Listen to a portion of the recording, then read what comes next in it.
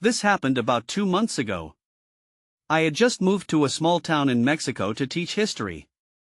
I wanted to find local stories to share with my students. The town was dusty and quiet, filled with old buildings and ancient tales. I settled into a loft above a charming bookstore. There, I hoped to uncover rich lore about the past. One evening, I was sorting through old books in the store. The musty smell of aged paper filled the air. I saw a journal tucked behind the shelves. Its leather cover was cracked and worn. I carefully pulled it out, dust dancing in the light. It felt heavy in my hands. When I opened it, I found pages filled with strange stories about witches and odd happenings. My heart raced as I read about people disappearing and a dark curse. The last entry chilled me. Don't ask too many questions about the past. I almost laughed it off. But a shiver ran down my spine. I wanted more tales, more history, more everything. So, I began speaking to the town's elders. They had stories, all right. One elderly woman told me about a witch who wandered into the woods at night. Her voice trembled as she spoke. But when I mentioned the journal, the atmosphere shifted. Their faces hardened, and their eyes darted. "Leave it be," one whispered, clutching her cup tightly. I felt their fear like a heavy weight. I should have listened. But curiosity consumed me. I pressed on. The elders shared tales of shadows that followed people and lights flickering in the forest. Each time I brought up the journal, the air turned colder. I heard about a man who disappeared after asking questions about the old woman. Each story made my heart thud louder in my chest. Soon, strange things began to happen. I saw figures moving outside my window late at night. They were only fleeting shadows, but they felt alive, watching me. I tried to convince myself it was nothing. Just my imagination. But a creeping dread settled in. What if the stories were true? One night, I needed fresh air, so I went for a walk. The night felt different. It was cooler, almost electric. I turned around, half expecting to see one of those shadows. I felt a presence, like someone was behind me. A chill ran down my spine. Then, I heard a soft voice ask, "Why do you want to know?" I spun around, but nobody was there. My stomach twisted. I had disturbed something. I returned to my loft, shaken. Now, I lie awake at night, unsure of what's real and what's just folklore. The journal and the townspeople warned me. I should have listened. The stories linger in my mind, clawing at my thoughts. I didn't know what I was looking for, but now I fear I've unleashed something I cannot control. The following day, I felt both the pull of curiosity and the weight of unease. I had to learn more about the witch from the stories. It nagged at me. Perhaps if I understood her, I could piece together the mysteries that loomed over the town. I decided to return to the bookstore. The dusty environment felt different now. The scent of old pages was comforting, but I still couldn't shake the feeling of being watched. I picked up the journal again, flipping through its tattered pages. I needed a clue, something to guide me. Then, I saw it. A faded map drawn in the corner of one page. It was a rough outline of the forest outside town, marked with cryptic symbols and what looked like older trails. My heart raced. This could lead me to the heart of the stories, to the witch herself. I spent the rest of the day preparing. I gathered a flashlight, a notebook, and the journal. As dusk approached, I felt a mix of anticipation and dread. I couldn't ignore the warnings of the elders, but I felt drawn to uncovering this town's history. When I finally stepped into the forest, the air shifted. The sounds of the town faded behind me.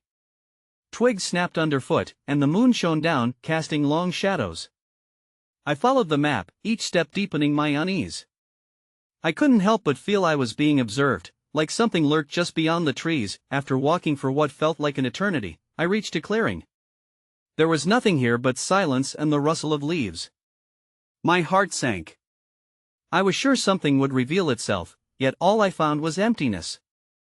I checked the journal, hoping for more insight. The symbols looked familiar. They had been in the stories told to me, markers of a witch's path, of rituals. I had ventured deep into her domain. As I turned to leave, I caught a glimpse of movement in the corner of my eye. A figure darted between the trees. My breath quickened. Was it a trick of the light or something more? I strained my ears, listening for sounds. The wind rustled, but it carried an eerie hush with it. Then I heard it, a whisper, soft and beckoning. "You shouldn't have come here." My skin prickled. I wanted to run but found my legs rooted in place. The shadows seemed to deepen around me, drawing closer. Clenching the journal, I took a breath and called out, "I just want to know the truth." The laughter that followed was cold and hollow, echoing through the trees. That's when I saw it, a figure emerging from the shadows, the outline of a woman cloaked in darkness. My heart raced as the moonlight glinted off her eyes. "Truth can be dangerous," she said softly. Panic surged through me. I turned to flee, but a force held me back, tugging at my very soul. I had invaded a realm I was not meant to enter. As I struggled, I felt the ground shift beneath me. The stories, the whispers, had converged into something real and terrifying. I was not the seeker anymore, I was the hunted. And with that realization came a chilling thought. What had I awakened? I felt my heart hammering in my chest. The woman's gaze bore into me, and I could almost feel the weight of her presence pressing down. I struggled against the invisible hold, but it tightened. The air felt thick, as if the very forest was urging me to submit. "What do you want?" I managed to croak out, the words barely escaping my lips. My mind raced with thoughts of the story's warnings about those who sought the witch. Had I become one of those cautionary tales? The figure took a step forward, and the shadows around her shifted and swirled like smoke. "You are curious," she said, her voice like ice, "but curiosity has a price." I wanted to protest, to demand the truth I thought I came here for, but fear paralyzed me. I was trapped, caught in a web of uncertainty. Suddenly, a gust of wind whipped through the clearing, and I felt the pressure ease. The woman's eyes flickered with annoyance, and for a brief moment, her form lost its clarity, revealing hints of something ancient lurking beneath. I used that instant to break free, stumbling back several steps. "Who are you?" I gasped, my voice shaking. "I am the keeper of the stories," she replied, her tone turning ominous. "The town is filled with shadows, but shadows are just the echoes of the past. What do you really seek?" The question hung in the air, heavy and suffocating. Did I want answers? Or had I just unleashed something I couldn't control? I need to know what happened to the children, I admitted, the memories of the town's whispered tales flooding my mind. I heard they came here, to this very place. At my words, her expression twisted into something darker. Those who entered the forest seeking truth did not return. Their funereal ashes collaborate with the woods. Do you think they rest in peace? I took a step back, my heart racing anew. You're saying they're still here? The stories are real? Stories bear weight, child. She looked past me, into the depths of the woods. You've disturbed echoes that were meant to remain silent. The forest remembers them. And it has a way of holding on to who it wants. It may have already marked you. My breath caught in my throat. I turned around, half expecting something to lunge at me. The trees seemed to whisper, their branches reaching out like skeletal fingers. I felt a shiver crawl down my spine. Your presence will not go unnoticed, she warned. You know too much, and you risk the safety of your town. Before I could respond, I noticed the ground beginning to shift again, the soil darkening, almost alive. Roots twisted around my ankles, pulling me down. Panic surged back. I fought against them, but the earth seemed determined to swallow me whole. This is a warning, the witch hissed. Leave now, before it's too late. With every ounce of strength I had left, I yanked my legs free and took off into the trees, heart racing and breath coming in quick gasps. Branches scratched at my skin as I stumbled through the underbrush, the laughter from the witch fading into the background. As I escaped the clearing, I couldn't shake the feeling that the woods were alive around me. I glanced back, half expecting to see her in pursuit, but the shadows remained still. For now I burst into an old path I remembered from the journal and ran, hurrying back toward the town. But something nagged at me, sending chills through my bones. I had evaded the witch this time, but I knew she would not be so easily dismissed. And what had I truly awakened in that forest? I had to find answers, but could I face the truth without opening more doors? I reached the edge of the forest, my lungs burning and my heart pounding in my ears. The familiar sights of the town came into view, but everything felt different now, tainted with shadows of what I had just encountered. The sun shone bright overhead, but I felt like I had stepped into the darkness. As I stumbled into town, the whispers of the gossiping townspeople grew louder, but their chatter felt distant. I forced myself to focus, searching for someone who might know more. My first instinct was to find Elvira, the local historian. She had always been a fountain of forgotten tales and knowledge. Maybe she could shed some light on what I'd learned or stumbled upon. Back in the clearing, I found her at the small cafe that served the best coffee in town. She was poring over an old book, her hair pulled back in a loose bun, glasses perched on her nose. The moment I stepped inside, her gaze shot up. "Is everything all right?" she asked, concern washing over her face. I need to talk to you," I said, lowering my voice. I could hardly contain my urgency. "It's about the children. The ones who disappeared." Her expression shifted, sharp and alert. "You've heard things, Haven T.U.? About the witch in the woods?" I nodded, swallowing hard. "I went there. I spoke to her. She didn't hold back, told me I risked everything by seeking the truth." Elvira leaned in closer, her voice a whisper now. "You need to listen carefully. The stories are woven with reality. Many didn't just vanish, they were taken. The witch feeds off their curiosity, their fear. Some say it's a curse. The forest cradles their spirits, but it's also hungry." Her words chilled me, but I pressed on. "What do I do? I can't just forget what I've uncovered. The only way to protect yourself is to learn more. Return to that clearing, find the remnants of the past. But be careful. You're not the first to seek answers, and not everyone was allowed back." I felt a surge of panic. "You mean I might not be able to escape it again?" "Yes." She nodded gravely. "The forest takes what it wants. You may be marked, the witch warns you, but the forest, it decides." For a moment, all I could do was stare at her, the weight of her words hanging between us. I thought of those lost souls, trapped among the indifference of time and legend. The children who went in, full of hope, only to become another shadow in the woods. With a deep breath, I straightened myself. "Then I need to go back. I have to find a way to help them." "Promise me you'll take someone with you," Elvira insisted, her eyes turning serious again. "You may face something that isn't meant for just one." But I wasn't sure I could involve anyone else. The thought of dragging someone else into this darkness filled me with dread. I had to do this alone. As I pulled away from the cafe, the world felt more constricted. The weight of the forest was like a dark cloud looming overhead. I steeled myself to return to that clearing, knowing the truth could be more dangerous than I could possibly imagine. Then everything shifted. I caught a flicker of movement from the corner of my eye. A figure stood at the edge of the town, watching me. My heart raced once more. Who were they? Had the witch sent someone to keep an eye on me? My gut twisted with dread. I took a step back, my thoughts racing. It was too late to turn back now. I had to face whatever was coming, even if it meant facing the witch again. I was still processing Elvira's warnings when my instincts kicked in. The figure at the edge of town stood still, its silhouette outlined against the golden light. I squinted. It was hard to see clearly from this distance. The figure wore a long coat, and a hood obscured their face. Had they been watching me the whole time? I forced myself to take a breath and walk toward them. Every step felt heavier, weighed down by apprehension. "Excuse me," I called out, my voice trembling slightly. "Who are you?"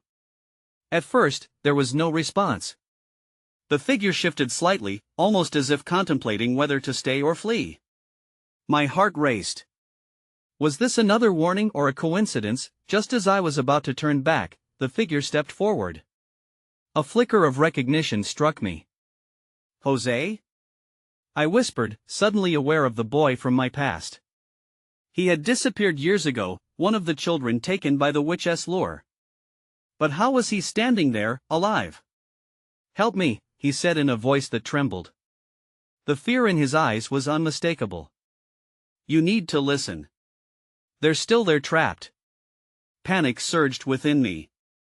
I had come seeking knowledge, but this was uncharted territory. "What do you mean? Who has trapped?" He glanced around, paranoid. The townsfolk were preoccupied with their own lives, blissfully unaware. The others. The ones who disappeared. Their essay ritual she'll take more unless someone stops her. "What do you know?" I pressed, desperation threading through my words. My mind raced with the implications. "I can't tell you here. We can't be seen together. Meet me at the old sycamore tree at midnight. It's where we used to play." His voice quaked, each word laced with urgency. "You have to do this. It's our only chance." And just like that, he was gone, slipping back into the shadows. The sense of disbelief left a pit in my stomach. It felt unreal. Haunted dreams suddenly blurred with waking life. As darkness draped over the town, I fought against my growing dread. Midnight felt like a cruel joke. Time was running out. I had heard the stories, but now they were real, entwined with the terror I felt. My thoughts kept returning to Elvira's warning. I might not escape again. I gazed towards the forest that loomed, a dark mass against the night sky. Could I really confront whatever awaited me in the clearing again? There was no doubt I needed answers. But this time, would I be stepping into a trap of my own making? With each passing moment, the urge to turn back grew, but José's plea echoed in my ears. Uneasiness settled over me like a cloak. I wouldn't just be seeking the lost children, I'd be facing whatever the forest had become since I last left. Determined, I set out toward the sycamore tree, unsure of what awaited me. The closer I got, the more I felt the forest's pulse its hunger. I could hear whispers on the wind, calling me back as if warning me to turn around, but curiosity clouded me, propelling me forward. I pushed through the branches, my breath tight with fear. Nothing could feel worse than the unknown lurking beyond the tree. But then, just as I reached the clearing, I heard something. It was soft at first, but unmistakable. Laughter? Children's laughter, echoing through the dark. That's when I saw it, the flicker of lantern light swinging in the distance. The light swayed gently, illuminating a small gathering under the twisted branches of the sycamore tree. Shadows danced on the ground as if they were alive, moving in sync with the laughter that rang through the air. I felt my heart quicken as I stepped closer. Who were those children? Why were they here? I moved quietly, trying not to draw attention to myself. The laughter became more distinct, an echo from a time long gone. I strained to listen, hoping to catch a glimpse of who was with them, but the flickering lantern obstructed my view. As I approached, I noticed the children were not alone. A figure stood among them, cloaked in a dark robe that swallowed the light. The air thickened with dread as I recalled Elvira's warnings. The witch. Could it be? My gut clenched. "Stay back," I whispered to myself, but my feet moved forward, drawn by the curiosity and fear that battled inside me. I couldn't turn away now. If José was right, I had to understand what was happening. I stepped into the light, and suddenly all laughter stopped. The children turned to face me, their eyes wide and bright. They looked just as I remembered them. Faces of the lost, forever young. I looked for José, but he was nowhere to be found. One child, a girl with golden braids, stepped forward. "You shouldn't have come here," she said, her voice low and oddly calm. "She's watching." I opened my mouth to respond, but no words came out. Panic settled in my throat. The trees seemed to close in, whispering secrets I was too afraid to hear. Before I could process what was happening, the figure in the robe turned, revealing a face partially hidden by shadows. Eyes that glowed, eerie and piercing, locked onto mine. "Welcome, dear," she said in a silky voice that dripped with malice. "Did you come to join us?" My mind raced. This was the witch, the one who fed on the children's spirits, the one José feared. I could feel my heart racing uncontrollably, each thought a reminder of the danger. "No!" I blurted out. "I came to help them." The words felt weak, like a plea against a powerful force. The witch chuckled softly, the sound wrapping around me like a noose. "Help?" Her laughter echoed through the clearing, cutting through the heavy silence. "No one can help them now. They belong to me." It struck me then her grip on the children was stronger than any force I'd ever faced. I glanced back at the children. Their faces were both familiar and foreign, trapped in an innocence they could never escape. The fear and desperation in their eyes spurred me into action. "Let them go!" I shouted, anger rising to challenge the fear that gripped me. "They deserve to be free." Just then, a flicker of movement caught my eye.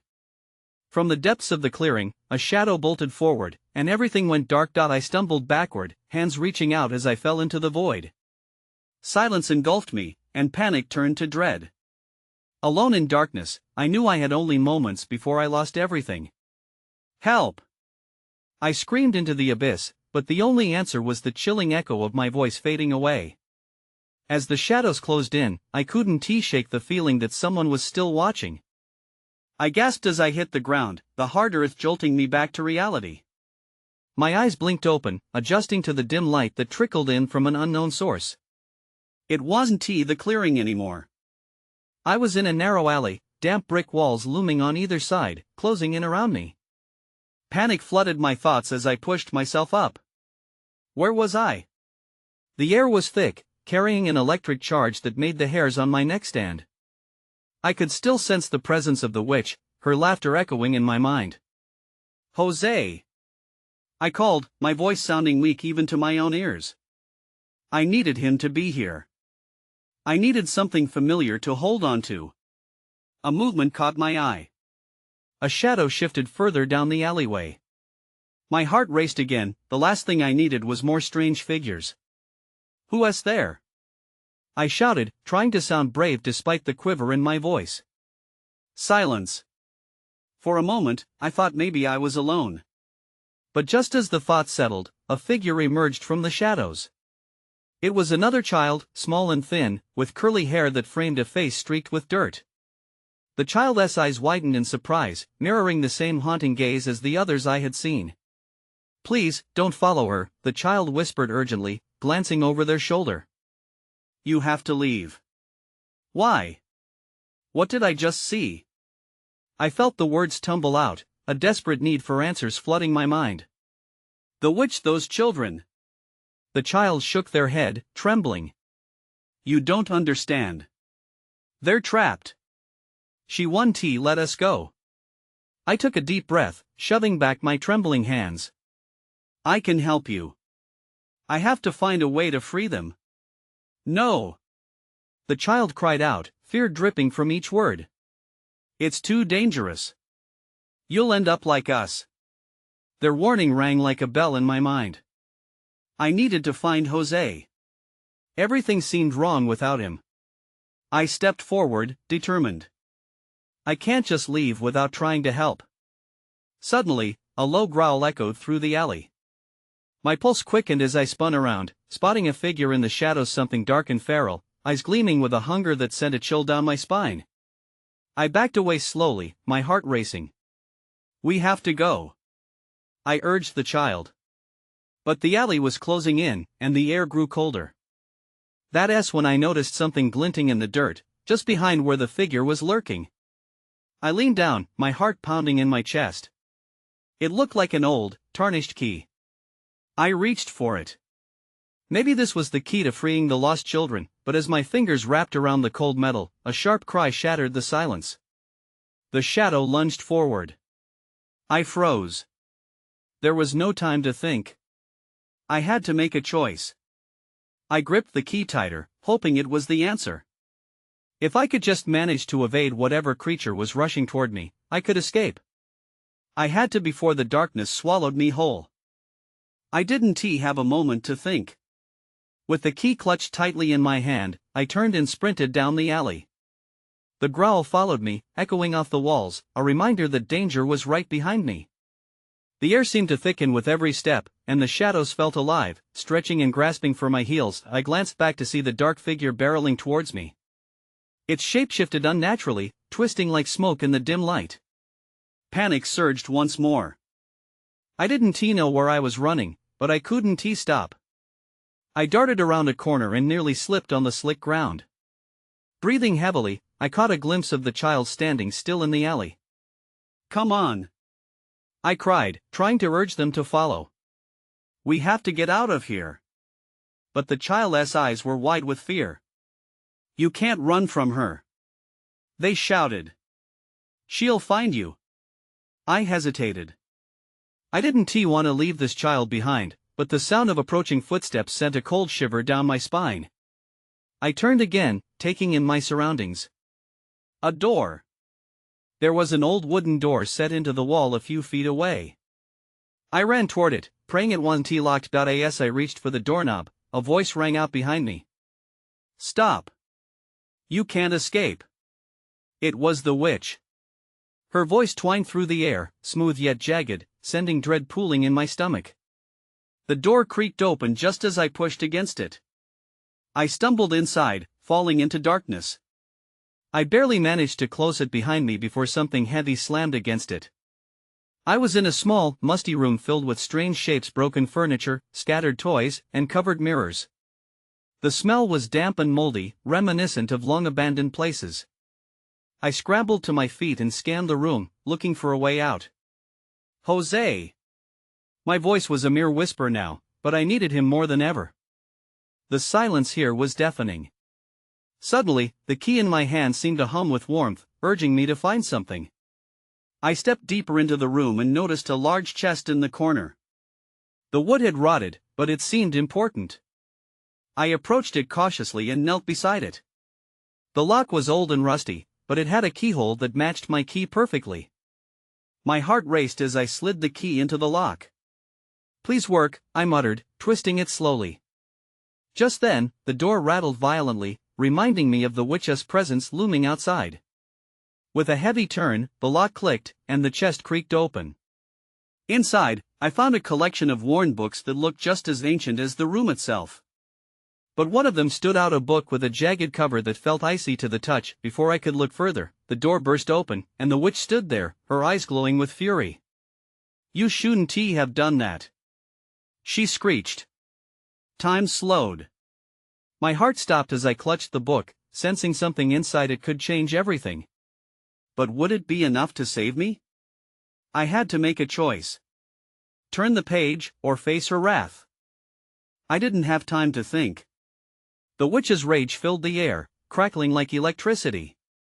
I could see the shadows swirling around her, dark tendrils reaching out as if they were alive. My instinct was to defend myself, but the book felt like a lifeline. With trembling hands, I flipped it open. The pages were brittle and yellowed, but the words seemed to shimmer as I read them. "To break the witch's curse, you must confront her past," it said. It felt like a whisper meant only for me, and I knew I had to act fast. The witch's voice rose in pitch. "You think you can hide behind that book? I'm stronger than you can imagine." I had to buy myself some time. I quickly scanned the page for anything that might help. More than once, I caught glimpses of ancient spells and warnings about her. There was talk of a hidden weakness, but it was vague. The specifics swirled in the shadows of the text. Just then, the chest began to shake. I looked back. The witch seemed to sense the magic as well. The air in the room grew thick, charged with something unexplainable. I had to choose: keep reading, or try to use the book against her. "Stop!" I shouted, my voice growing steadier despite my fear. I took a step closer to her, pointing at the book. "You're not invincible. The past can be rewritten, just like these stories." She hesitated. For a brief moment, uncertainty flickered in her eyes. "What do you know of my past?" she growled, her confidence wavering. I had no idea what I was doing, but I had to push. "I know you're bound to this curse. The stories say you were betrayed. But I can fix it." The room filled with silence, and for the first time, I felt like I had the upper hand. I flipped through the pages, heart racing, each heartbeat echoing louder in my ears. I found a spell for revealing the truth, but I wasn't sure if it would work. The witch's eyes narrowed. "You're playing a dangerous game, child." "Maybe I am. But I won't let you hurt anyone else," I shouted. The words spilled out of me like a dam breaking. Taking a deep breath, I recited the incantation. The words felt foreign on my tongue, but I forced myself to believe. As I spoke, the shadows around her convulsed, twisting like a storm. The old mirrors hanging on the wall began to ripple, showing dark images of her past betrayals, pain, and the loneliness that consumed her. I could see it, the little girl she once was, innocent and hopeful. The visions radiated from the mirrors, engulfing the witch. I didn't want to look, but I couldn't look away either. Then everything changed. The witch began to scream, a sound full of anguish rather than fury. The book in my hands pulsed with energy, and I felt a connection and understanding of her burden, her history. The illusions began to break around her, revealing a glimpse of humanity buried deep within. It was a flicker of light in the darkness. I knew I had to hold on to that moment, but as I did, the door behind me creaked ominously. Someone was trying to come in. The screams intensified. I had to act fast. Would I continue the spell, or try to confront whatever was coming through that door? The screams reached a fever pitch, echoing off the walls around me. As the door rattled, I felt a desperation to finish what I had started. I had tapped into something powerful, something that could unearth the witch's past and possibly release her hold over the children trapped in the woods. I steadied myself and continued the chant, forcing the words out despite the chaos swirling around me. Let the shadows of the past reveal the truth beneath the veil. No longer bound, no longer feared, by the whispers that conceal. The air thickened, and the shadows screamed as if they were fighting back.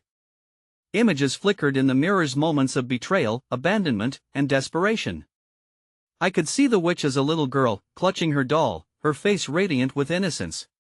But then darkness enveloped her, the weight of betrayal suffocating the light. My heart ached with the empathy I felt for her, but I couldn't lose focus.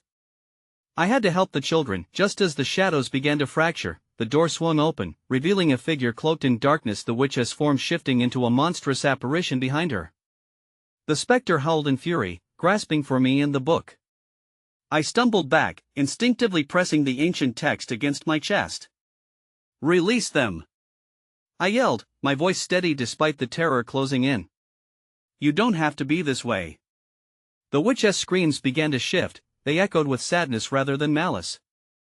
Every time she defied the truth I unveiled, the mirrors held firm, showing her the light she had buried deep within.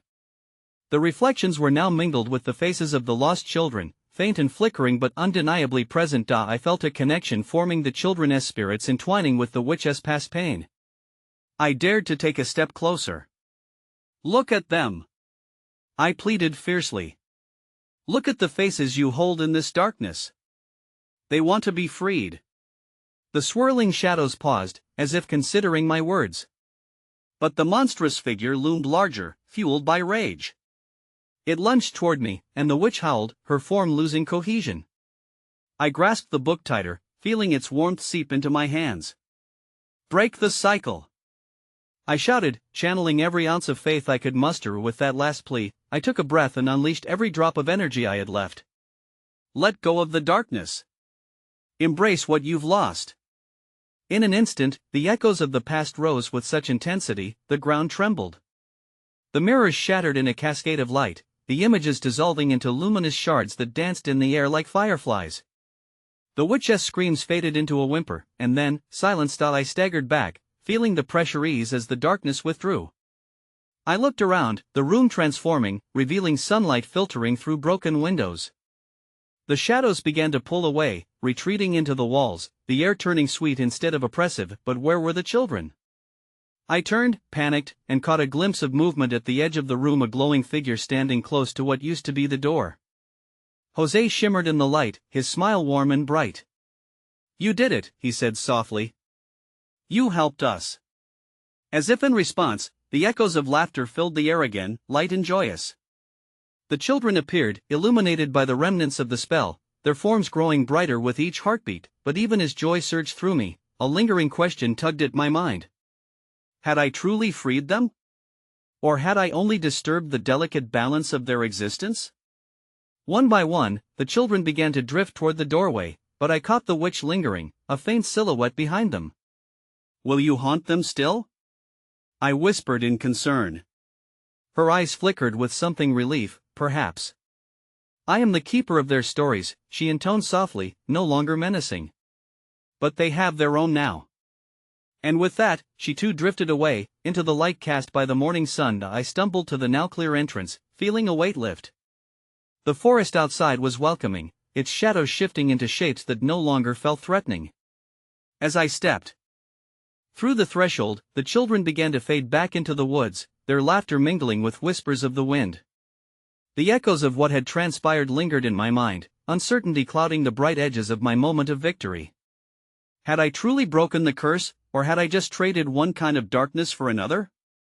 As the sun warmed my face, I chose to believe in the light. Though questions remained and shadows still danced at the edges of my consciousness, I felt an undeniable resilience in my heart, a reminder that to confront the dark sometimes illuminates the path in ways I could never foresee. With the weight of the past lifting, I turned back toward the town, wondering what stories I might write next, knowing that some mysteries were meant to linger, unanswered but alive. I moved forward, leaving the darkness behind for now, hoping that the children found their peace in the whispered tales of memory.